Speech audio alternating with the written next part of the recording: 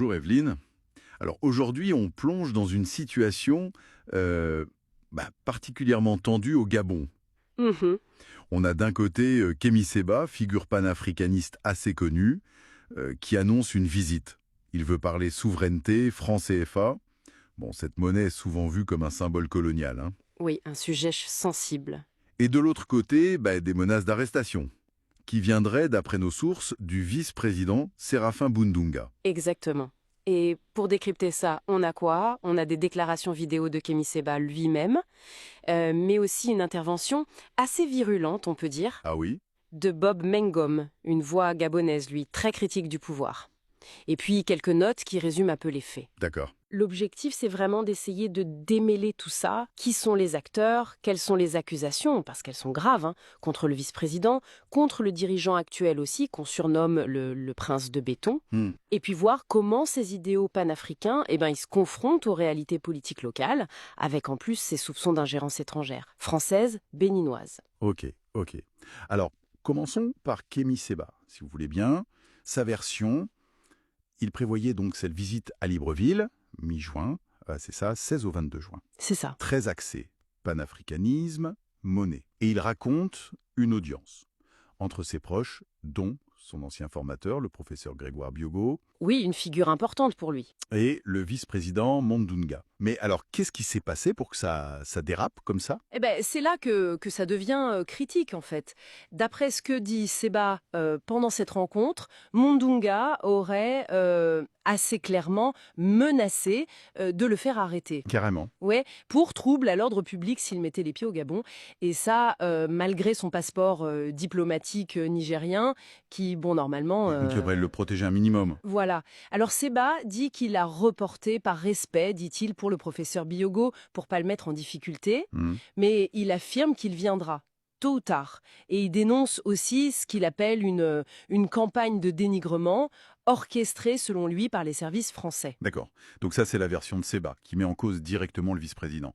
Mais vous parliez de Bob Mengome. Oui. Une autre voix, beaucoup plus accusatrice, c'est ça? Ah oui, alors là, c'est une charge d'une violence assez rare, faut le dire. Mengome, lui, il ne mâche pas ses mots, hein. Hmm. Pour lui, Mununga, c'est juste un instrument.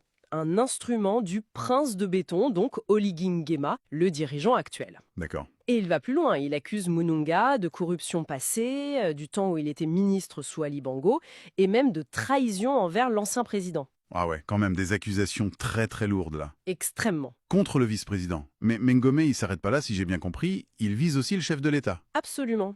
Il dépeint Oligui Nguema comme une sorte de figure placée là par des intérêts français. Hmm. Il l'accuse d'enrichissement personnel, de spoliation, il cite des affaires comme Taxi Gab, des démolitions de logements. D'accord. Il critique aussi son inaction face aux problèmes des citoyens. Il donne l'exemple d'un certain Michel Ikamba, qui aurait des soucis avec le Bénin. Et le lien avec le Bénin, c'est quoi?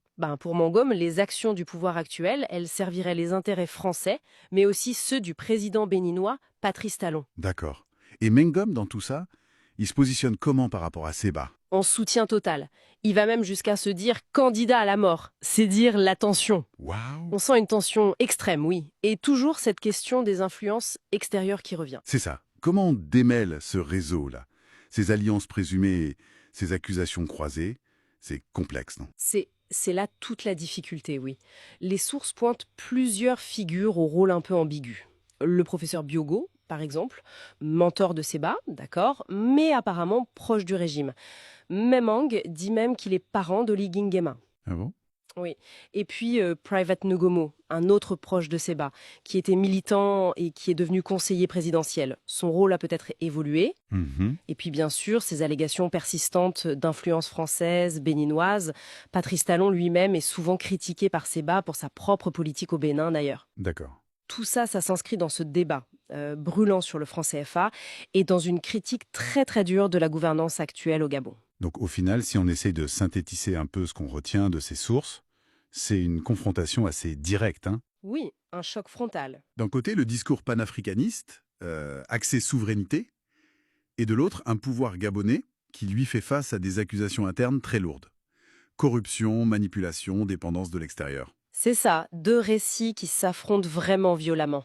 Ouais. Le cœur du problème, ça semble vraiment être cette friction entre une volonté d'émancipation que Seba Reza incarne ici Mhm. et ce que les critiques décrivent comme la persistance de schémas néocoloniaux et puis des luttes de pouvoir internes très acharnées. Et si les accusations de Mengomé sont fondées? Alors là, ça brosse un portrait très très préoccupant de la situation politique gabonaise, oui, et ça nous laisse avec une question de fond, en fait. C'est dans quelle mesure ces idéaux panafricains ils peuvent vraiment s'implanter, influencer les politiques nationales face à des contextes politiques aussi complexes, où tout se mélange, les ambitions personnelles, l'héritage colonial, les accusations d'ingérence. Hmm. Une question qui reste ouverte. Une question qui reste ouverte, tout à fait, une réflexion à poursuivre. Mais